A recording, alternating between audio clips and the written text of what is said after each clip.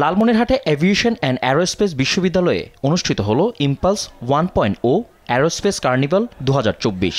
বিশ্ববিদ্যালয়ের অ্যারোস্ট্রো ক্লাব এবং ড্রোন ক্লাবের আয়োজনে 10টি শিক্ষা প্রতিষ্ঠানের 600 শিক্ষার্থী এতে অংশ নেয়। বিজ্ঞান শিক্ষা এবং অ্যারোস্পেস ইঞ্জিনিয়ারিং সম্পর্কে জানতে এই মেলায় case study, drawing challenge, MATLAB সমস্যা সমাধান, পেপার প্ল্যান কম্পিটিশন, প্রকল্প প্রদর্শনী ও পোস্টার উপস্থাপন করা হয়। বিশ্ববিদ্যালয় শিক্ষার্থীরা বলছেন, মেলায় প্রদর্শিত বিষয়গুলো শিক্ষার্থীদের সৃজনশীলতা ও প্রযুক্তিগত দক্ষতা বাড়াতে অনুপ্রেরণা দেবে।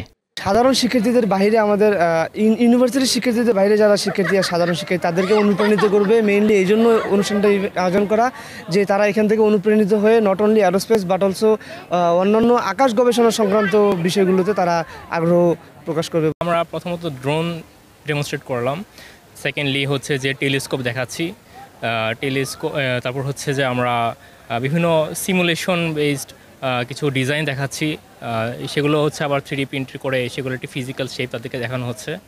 সো এগুলো দিয়েই তাদেরকে আর কি এমন তাদের মধ্যে সৃজনশীল চিন্তাভাবনা এগুলো আর কি একটু এনরিচ করার জন্য আর কি এই জন্যই তাদেরকে আহ্বান করা হয়েছে।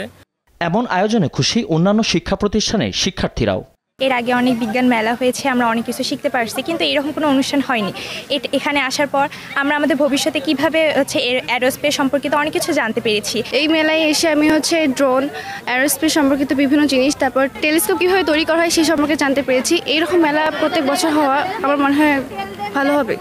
গ্রুপ ক্যাপ্টেন সাইফুর রহমান বকাউল জানান, এমন আয়োজনে অ্যারোস্পেস এবং এই বিশ্ববিদ্যালয়ের শিক্ষার্থীদের কাজ সম্পর্কে সাধারণ শিক্ষার্থীদের ধারণা দেবে, তাদের সৃষ্টিশীল চিন্তার আগ্রহ বাড়বে।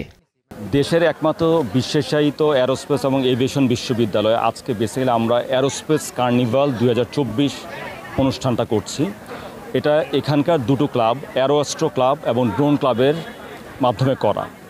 মূল উদ্দেশ্য হচ্ছে আমাদের লালমনিরহাট জেলার প্রায় 500 বিভিন্ন স্কুল কলেজের শিক্ষার্থী তাদেরকে এনে অ্যারোস্পেস বিষয়ে আমাদের এই বিশ্ববিদ্যালয়ে আমরা যারা ফ্যাকাল্টি মেম্বার আছি তারা কি করতে পারি, আমাদের স্টুডেন্টরা কি করছে এবং সেখান থেকে তারা ভবিষ্যতের জন্য কি স্বপ্ন দেখতে পারে এই জিনিসে তাদেরকে অবগত করা, এটা হচ্ছে আমাদের মেইন উদ্দেশ্য।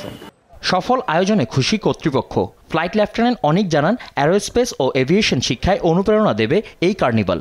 অ্যারোস্পেস ফিল্ডে যাতে রিসার্চের দিক থেকে হোক বা দক্ষ কর্মসংস্থান এবং কর্মশক্তি গড়ে তোলার উদ্দেশ্যে যাতে সবাই আরও বেশি উদ্বুদ্ধ হতে পারে, সেটি নিয়ে হচ্ছে আজকের এই অনুষ্ঠান।